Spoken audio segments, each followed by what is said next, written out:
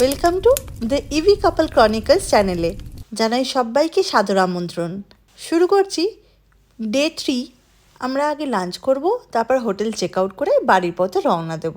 আমাদের মেনুতে আজকে ছিল পমফ্রেট ফ্রাই, গোবি মশালা।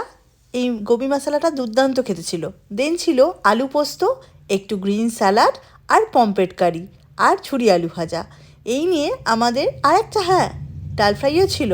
সব কমপ্লিট করে ধীরে সুস্থে চেক আউট করে আমরা বেরিয়ে পড়লাম আমাদের আজকের ডেস্টিনেশন, মানে আজকে আমরা বাড়ি ফিরতে চলেছি। তবে বাড়ি ফিরছি বলে আমাদের আনন্দ উল্লাস কিন্তু একটুও কমেনি। উল্টে রাস্তার এই সুন্দর দৃশ্য দেখতে দেখতে আর নিজেদের মধ্যে খুনসুটি করতে করতে আমরা বাড়ির পথে এগোতে থাকলাম। কি করতেছে? কা করতে হয় মামি? बंद कर दिया। ও সরি, सब बंद कर दिया। এই চাকানো হাওয়া দরকার কি আছে? হাওয়া দিয়ে এ সারা রাস্তা তিনজন মিলে ঝগড়া করতে করতে আসছে। ডান দিকে ধরে কোনো ভূক্ষেপ নেই, রোদ খায় জল খায়, কোনো ব্যাপার না। ঠিক আছে, এই দুজন এসি চাই আর এসি চাই না।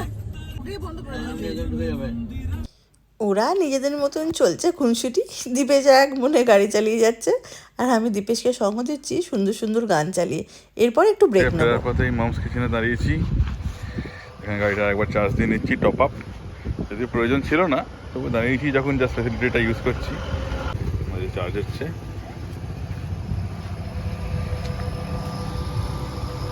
জাস্ট 10 কিলোওয়াটের টপ আপ নিতে 240 টাকা দেখিয়েছে।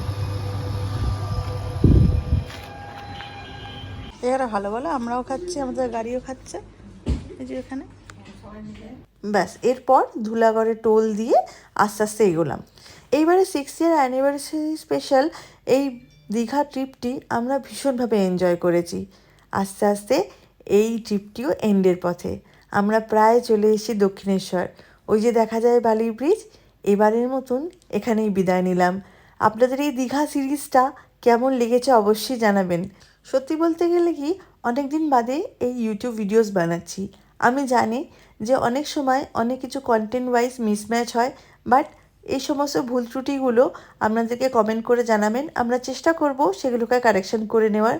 অ্যান্ড এই বছরে মানে এই ট্রিপটাতে আমরা তেমনভাবে বিওয়াইডি সম্পর্কে কিছু বলে উঠতে পারিনি গুছিয়ে, বাট আমরা চেষ্টা করেছি কিছু ইনফরমেশান দেওয়ার।